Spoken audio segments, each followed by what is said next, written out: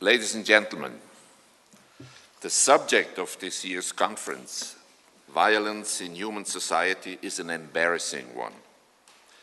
We are confronted with the fact that mankind is able to explore the backside of the moon and to take pictures of the nanostructure of matter, yet has been unable to this day to explain or to control its own deadly destructiveness.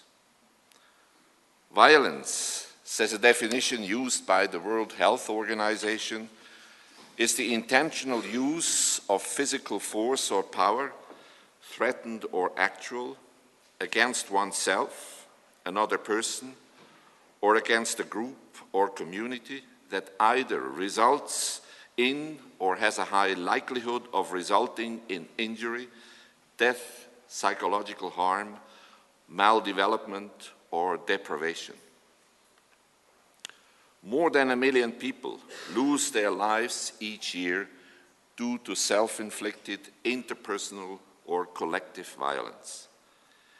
Yet while satellite technology has made certain types of violence, terrorism, wars, riots, and civil unrest visible to television audiences, even more and much more violence occurs out of sight in family homes, workplaces, and institutions set up to care for people. Many of the victims are too young, too weak, or too ill to protect themselves. Others are forced by social conventions or pressures to keep silent about their suffering. The amount of suffering, pain, and grief due to human violence cannot be calculated. In combination with the enormous array of tools and weapons that human inventiveness and intelligence have produced, man has become his own most dangerous enemy, humiliating, punishing, fighting, torturing, and destroying his own brothers and sisters in uncounted numbers, and in the end, threatening the destruction of the biological foundation of his own existence. Primatologists Wrangham and Peterson attribute to chimpanzees and humans an exceptional destructiveness in comparison with their relatives in the animal kingdom. In their fight over land or status, the primatologists write, and I quote, "Most primates are satisfied with seeing the rear ends of their opponents. Only for chimpanzees and humans is the loser's death part of the plan. Only chimpanzees and humans regularly kill adults of their own kind." End of quote. Evolutionary theory suggests that any behavior occurring regularly or consistently has a logic embedded in the dynamics of natural selection for reproductive success. Aggression seems to be a typical mammalian characteristic, and primates in particular seem to be eager defenders of their territory. The logic of this behavior seems to be obvious: the protection of resources, of food, and the protection of offsprings.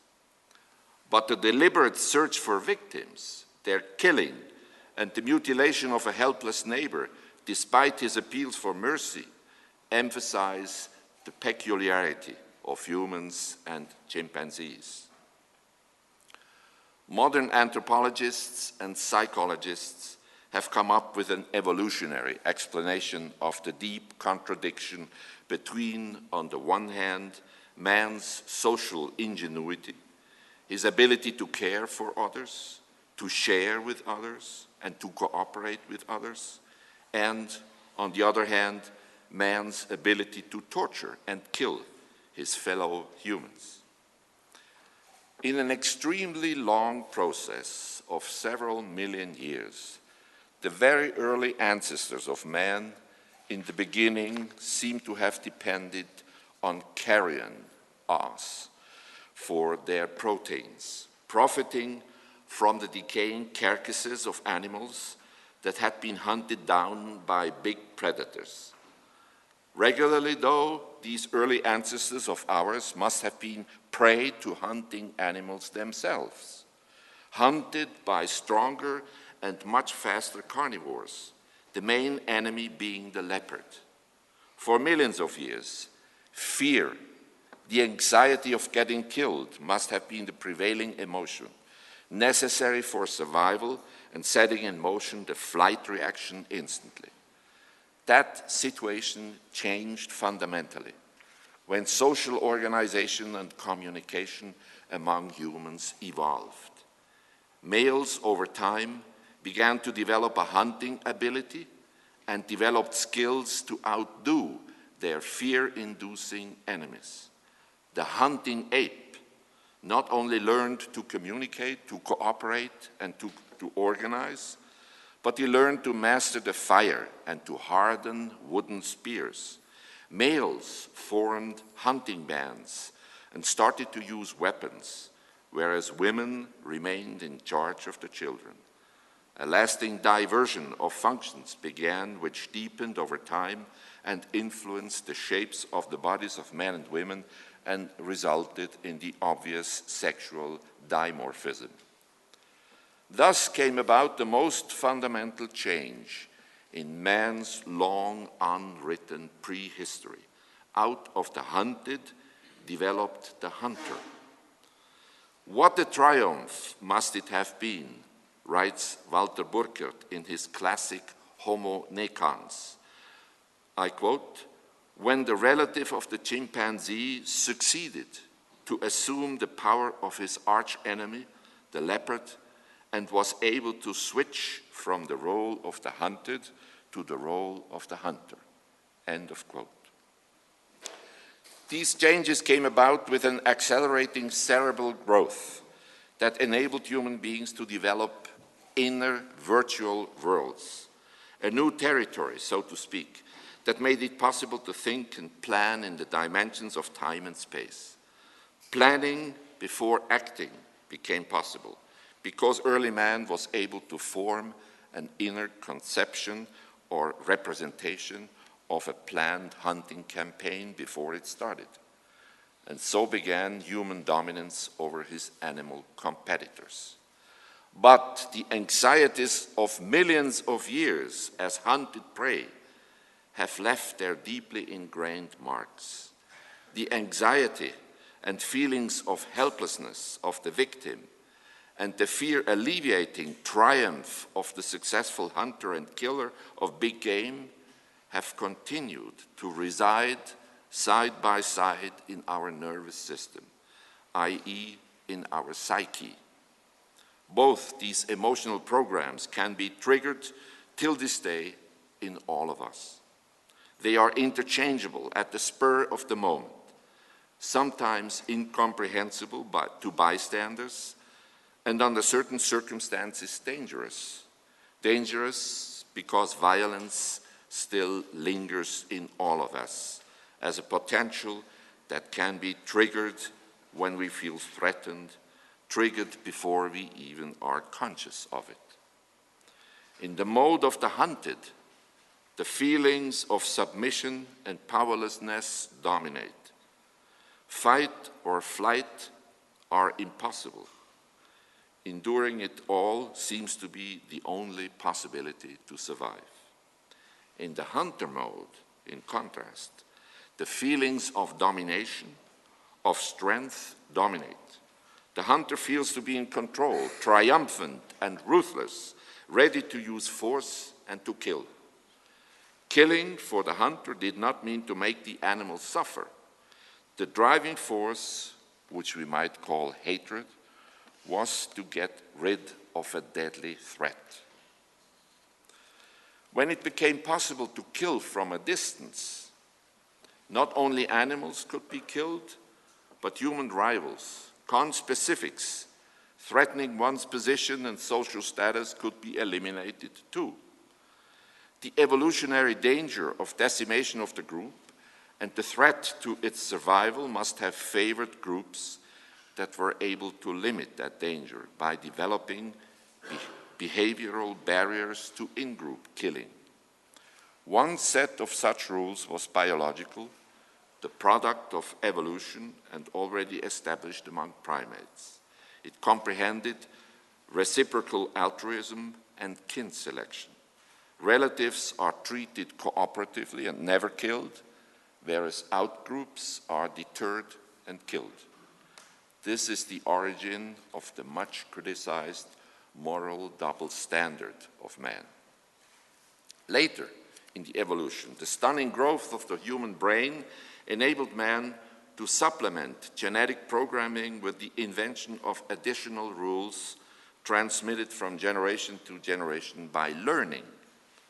These precursors of law made social life in larger groups possible. For thousands of years, the combination of biological and cultural in-group, out-group rules must have functioned as tribal tradition or custom. In the early stages of documented human history, documented in contrast to prehistory, humans became able to use symbols and developed the art of writing, which enabled them to establish rules in form of written law. Written law such as the Code of Hammurabi, which is about 4,000 years old, or the biblical Ten Commandments. The success of these violence-limiting rules has never been complete, as the Old Testament illustrates in the story of Cain and Abel, and many other stories of murder and violence.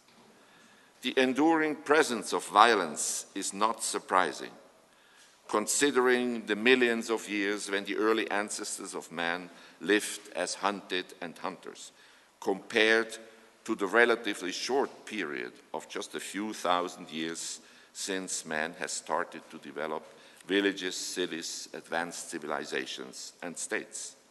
And to this day, the very ancient violent strain in human nature prevails, and human beings still have a tendency to fall into the archaic behavioral mode of hunted and hunter, where the other becomes the life-threatening object to be killed or at least controlled in whatever form. One conclusion seems obvious. Violence is predominantly male.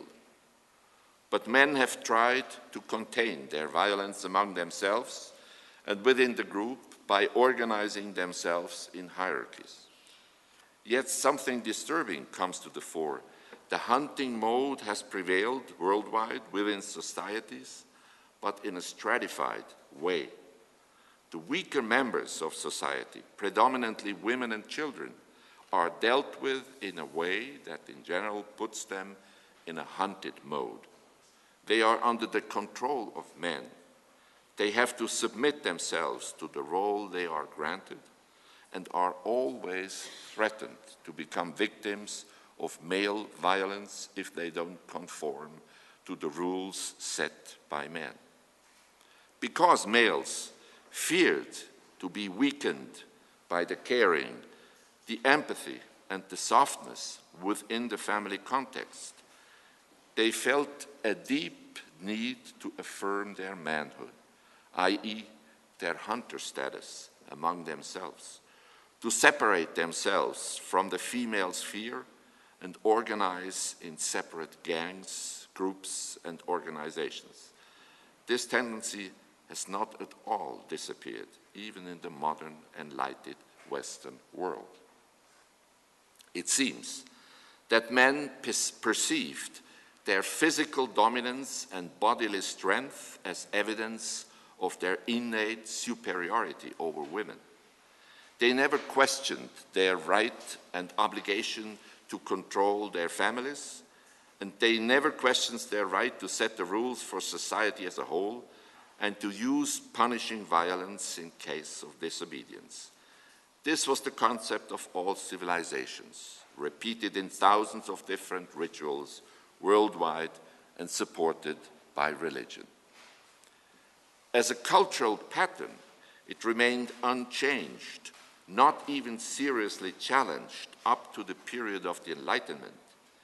based on the Déclaration des droits de l'homme et du citoyen of the French Revolution in 1789, for the first time in history, the female revolutionary Olympe de Gouges in 1791 called for equal rights, social, legal, and political rights for women in her Déclaration des droits de la femme et de la citoyenne. But it remained pure theory, as Robespierre's personal enemy, Olympe de Gouges, was executed 2 years later. The setting of the rules, i.e. politics, remained a domain reserved for men, and it actually still is a male-dominated domain worldwide. Equal rights for women began to make headways only a few decades ago, whereas in modern democracies, the striving and endeavors to achieve gender equality are in constant movement. Worldwide, the position of women and children in everyday life is still one of utter dependence and prone to experience daily violence. Violence against women and children became a subject of interest only about 200 years ago. Systematic research into these topics began as late as the 1960s. The very first scientific study of violence against children and its impact on children and society was published in 1962. And research since has discovered the scary evidence that the extent of child maltreatment is exceedingly higher than ever expected, and not only in poor countries, but in highly developed countries too. In the USA, 2 MDs doing research in the field of violence against children have described child maltreatment as a public health epidemic. Sweden has realized the potential dangers from childhood maltreatment for society as a whole and has declared physical punishment of children unlawful in 1979.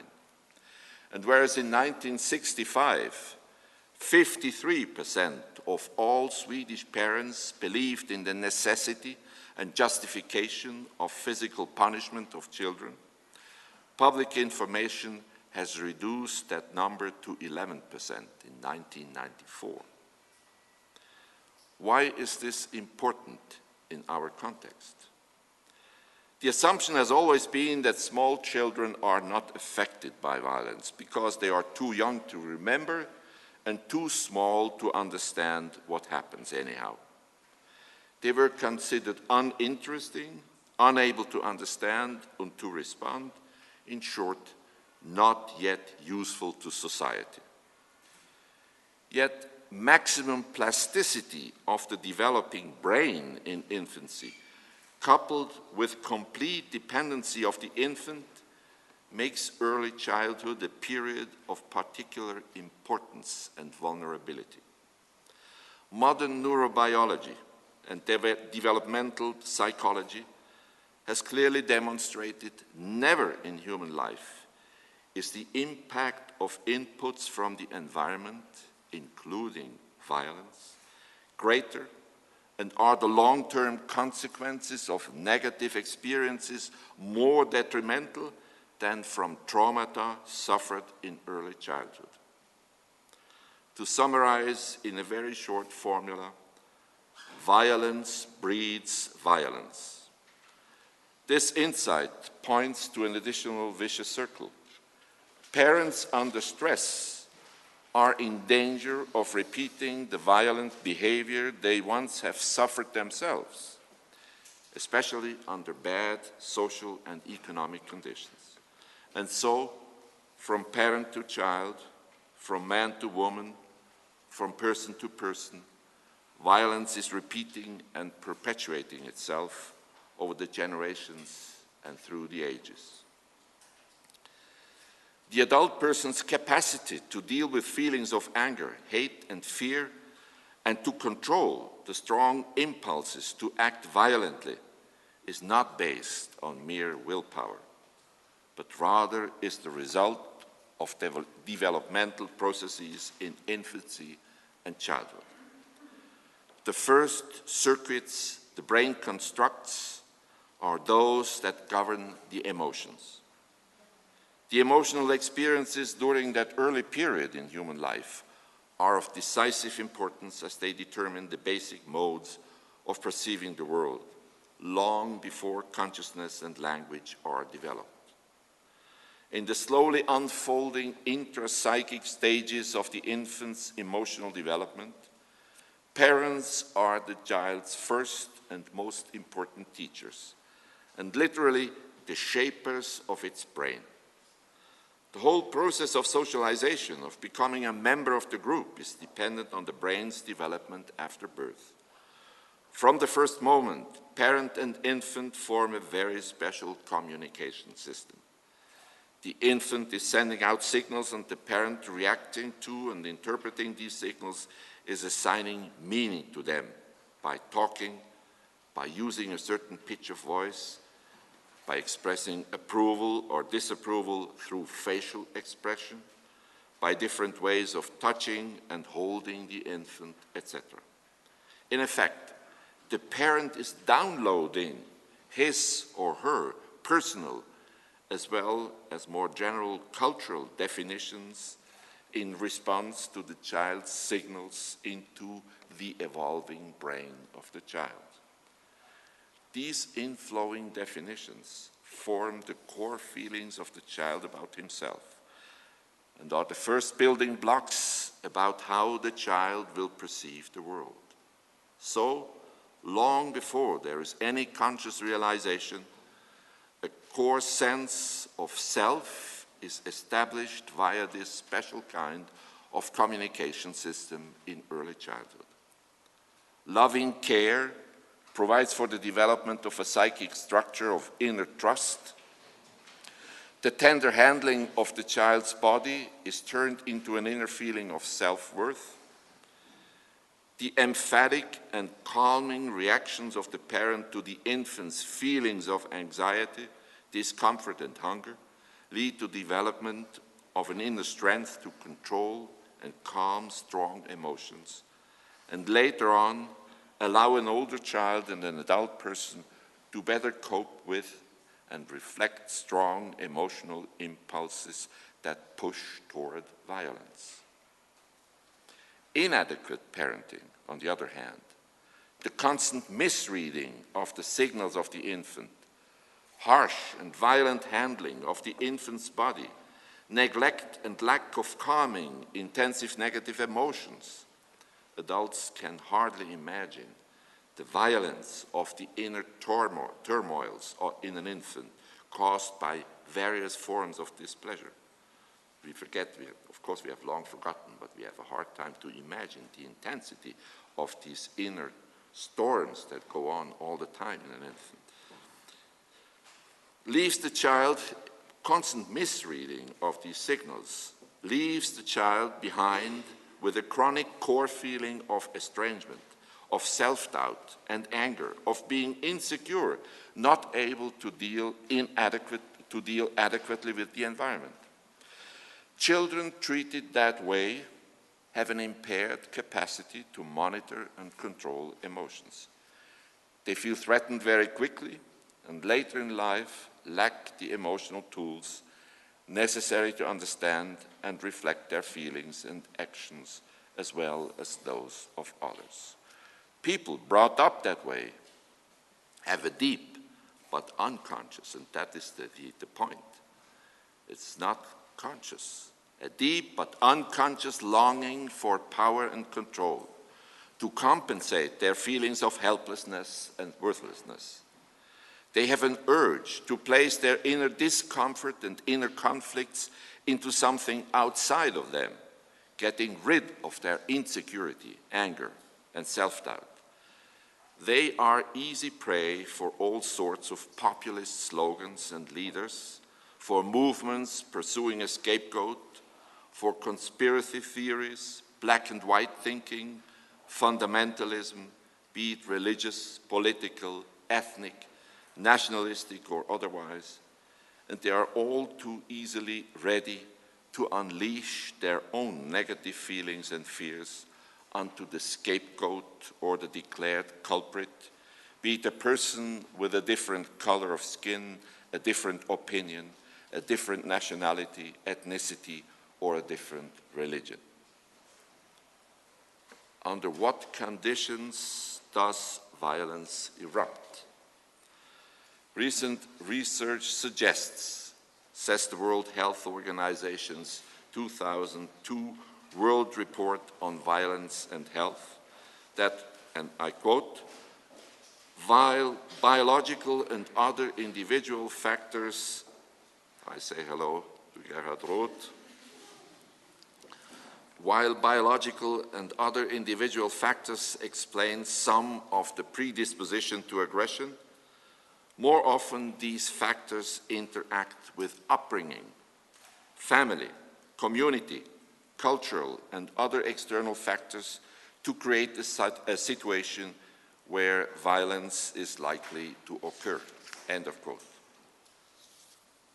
Violence has its source within ourselves, but contextual and situational factors play a very important role to provoke this potential, as the famous Milgram and the Stanford prison experiments, on the other hand, war experiences from Vietnam, like My Lai, or Iraq, on the other hand, have plausibly demonstrated. In the famous scientific experiments of Stanley Milgram in 1961 and of Philip Zimbardo in 1971, the two psychology professors for the first time applied modern experimental research methods to explore the human potential for violence.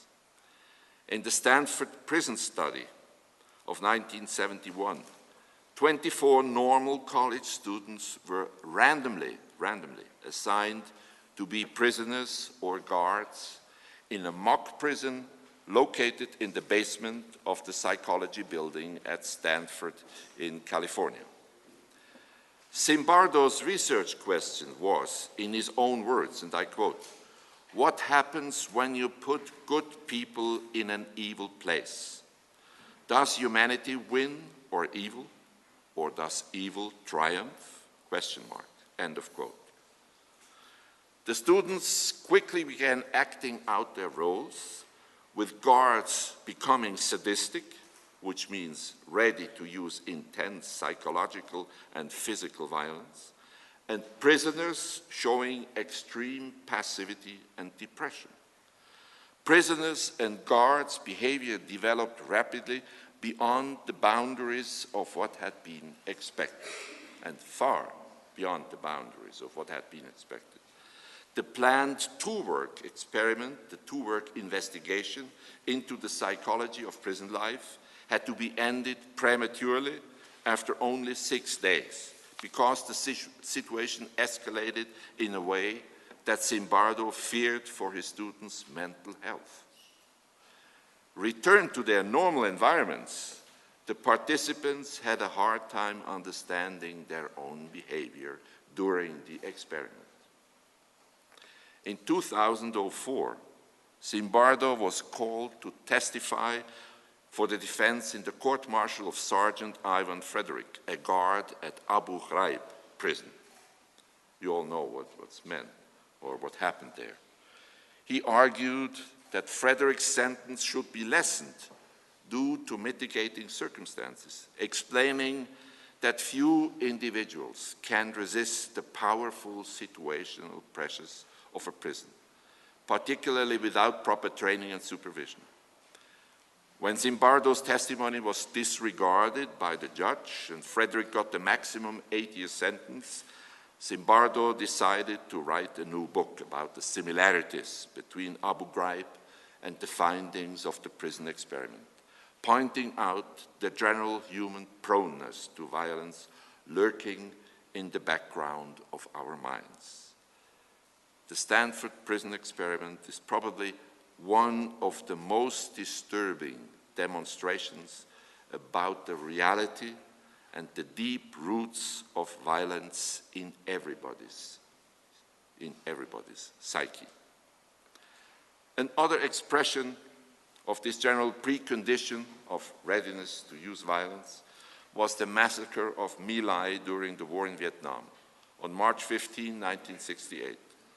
Lieutenant William Calley, an average American officer, and his group of very normal men killed the entire population of this little village of My Lai, consisting of 182 women, 172 children, 149 men, half of them over 60. There was no military reason for such an action. It was an outlet of the fear that had built up in that terrible war without fronts and which resulted in this outburst of violence. Later research has documented that it was not an exceptional event, but just the best documented of many such outbursts. Similar reactions to the extraordinary stress of war have occurred and are occurring in practically all wars. A latent inclination to fall back into archaic behavioral patterns of the hunter, of the hunted, or trying to avoid the hunted mode under all circumstances, meets the matching circumstances and violence is bursting out. This process seems to be at work in innumerable versions, from school shootings to terrorist acts to war violence, from Vietnam and Cambodia to former Yugoslavia and to Darfur, in practically all wars of all times. Let us return to a more abstract level and look at the driving forces that trigger outbursts of violence. Summarizing a broad variety of research findings, the two main driving forces behind human violence can be identified as fear and humiliation. The fact that humiliation is one of the main driving forces behind human violence indicates that human beings feel threatened not only due to physical threats to survival, but also due to the emotional threats to self-worth out of the virtual world of meaning, of words, images, and ideas. This can mean that fighting for one's personal self-worth or conviction can be even more important than fighting for one's life. Research shows that in the extreme case of the suicide bombers, the main motive for many young Muslims to sacrifice their lives is to overcome their feelings of defeat and humiliation, of death-like insignificance. One captured terrorist in an interview explained his motivation for a planned suicide attack as follows, and I quote, "An armed action proclaims that I am here, I exist, I am strong, I am in control, I am in the field, I am on the map," end of quote. In the animal world, the motivations to use violence are limited to defending territory, acquiring food, improving social status, and gaining mating partners. Humans have multiplied these possibilities manifold by including motivations like values, convictions, truth, honor, faith, pride, etc. People can kill in the name of God or peace, or to make the world safe for democracy. They can use violence to eradicate wrong beliefs, or they can kill out of revenge, or to get rid of a poisonous group. The qualitative declaration of goals doesn't mean anything. Different explanations of violent actions committed out of deep personal convictions are easily interchangeable. Practically anything can be stylized as a noble cause, legitimizing the use of violence. Yigal Amir, the murderer of Yitzhak Rabin, told the police after his arrest in 1995, and I quote, "I acted alone on God's orders. I have no regrets," end of quote. This argument, or similar versions, are often used after a public figure has been killed because of allegedly violating God's laws, betraying or insulting God, or acting against the hallowed interest or destination of the country.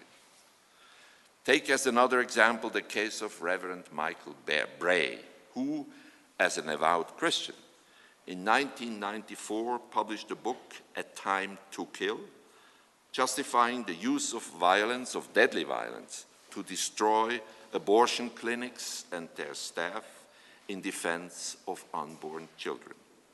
For him, there exists no contradiction between Christian mercy and the necessity to kill the evildoers, such as these doctors and nurses working at the abortion clinics. Consider, on the other hand, the Stauffenberg plot to kill Hitler in 1944. Stauffenberg was executed as a terrorist by the Nazis, whereas in historical perspective, he appears as a hero of freedom and democracy. It obviously depends on historical circumstances and the perspective of the beholder, whether a person committing an act of violence is considered a terrorist or a hero for a good cause. Fear and humiliation can also be the driving forces in violent group processes and can acquire international dimensions when a conducive environment, a charismatic leader, and a susceptible crowd of followers interplay in a critical moment. Such situations have occurred throughout history, mostly for reasons of social exploitation, political suppression, or ethnic tensions. From antiquity's servile wars, die Sklavenkriege, to the modern revolutions, the Boxer Uprising, and to the Balkan Wars of the 1990s, with leaders as diverse as Spartacus, Robespierre, Andreas Hofer, Gandhi, Hitler, or Pol Pot. Religion has been a strong driving force behind violent acts, too. From Abraham to the persecutions of early Christians, to Aztec sacrifices of thousands of prisoners of war, to the Crusades, to 9/11, finally, a very recent example. A group's fears of repeated humiliation, the danger of losing what seems valuable and meaningful to the group, due to feeling threatened or controlled by another group, can escalate under a potent leader into the process of dehumanization of the other, calling them gooks, niggers, Jews, or any other term, using these words as derogatory slurs, full of contempt and disgust. In many cases, genocide seemed and seems to be the necessary purging instrument to ban that threat. Ted Gurr's survey of 1993, this is not yet 20 years old, listed close to 1 billion people, 233 minorities, at risk to become victims of genocide due to large-scale ethnic cleansing. The forces at work in the underground of souls and minds are complex and have very deep roots, as we have seen. The spread of themes and justifications of violence is unlimited, and violence literally can have 1,000 faces, and there is no simple recipe to eradicate or control violence. Yet, let me end my remarks by drawing a few, 5 actually, conclusions anyhow, and they are the following, under 5 headings. First heading, heritage. We should never forget our evolutionary heritage and must always beware of its impact on our actual behavior. The hunted and the hunter are still with us and tempt us to fall back into behavioral modes of prehistory. Heading 2, childhood. The most important switches for our nervous system and our behavioral system are set in early childhood. Prime attention, prime care, and sufficient means must be invested there, in private as well as in public life. According to the World Bank Development Report of 2005, the 10 militarily leading nations in the year 2005 were able to spend $780 billion for military purposes. 1.5% of this sum, $12 billion, the World Bank report says, would have been sufficient to assure elementary schools for all children of the world. And with 19 billion, 2.5% of this sum, hunger and malnutrition of the bottom billion of the more than 1 billion people living below the existential minimum could be eliminated. Similar budget inadequacies are apparent in all our family, community, state, and nation budgets. A shift of emphasis is imperative in favor of those who have no voice and no lobby. Heading 3, shift of emphasis. In social and in political decision-making, the emphasis must be shifted from hard power to soft power, from armaments to diplomacy, from confrontation to cooperation, from fighting to caring, from prisons to schools, from punishment to prevention, from hierarchies to networks. If mankind is unable to shift basically in its orientation, then confrontations will become deadly for all of us. There is no hiding place anymore. Shangri-La is a utopian phantasm only. Let me quote an unexpected witness to the necessity of such a change, Mohammad Khatami, the former president of the Islamic Republic of Iran. Khatami, in a speech before the United Nations just a few years ago, said, and I quote, "We ought to critically examine the prevalent paradigm in international relations based on the discourse of power and the glorification of mind. From an ethical perspective, the paradigm of dialogue among civilization requires that we give up all the will to power and instead appeal to will the empathy and compassion. Without the will to empathy, compassion, and understanding, there would be no hope for the prevalence of order in the world." End of quote. Heading 4, conflict management. The art of diplomacy is to prevent crises from arising, I once heard Henry Kissinger say. Political relations have to be managed much more carefully in order to prevent conflict escalations and prevent accusations, insinuations, confrontations, because they cause shame, fear, and humiliation, the most fertile ground for provoking collective violence and suffering. And the same, of course, holds true for all levels, for the political level, the state level, the cantonal, the community level, and it holds very true for the family level as well. Control escalations. Last, 5th heading, cooperation. The Norwegian Nobel Committee, less than a week ago, on October 9th of this year, decided to award the Nobel Peace Prize 2009 to President Barack Obama for, according to the press release, and I quote, his extraordinary efforts to strengthen diplomacy and cooperation between peoples, quote end.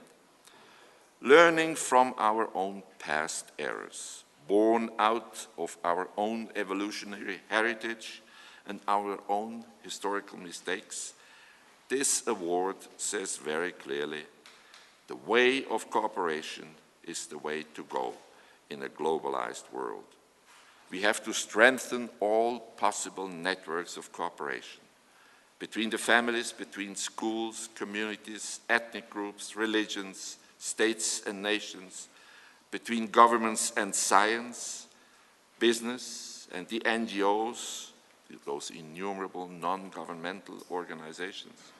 We have to strengthen international law and international organization, and we have to work together toward fulfilling the promises of the Millennium Goals, officially signed and supported by 192 member states of the United Nations. Thus, mankind might be able to lower the pressure for violence among large parts of suffering people in many parts of the world. And so, maybe we will have a chance to come closer to lowering the levels of violence in our own societies as well as in the global context. If violence should be allowed to be more dominant than human controls, as it has been so far, then the dangers for survival of humankind will increase. Thank you for your patience.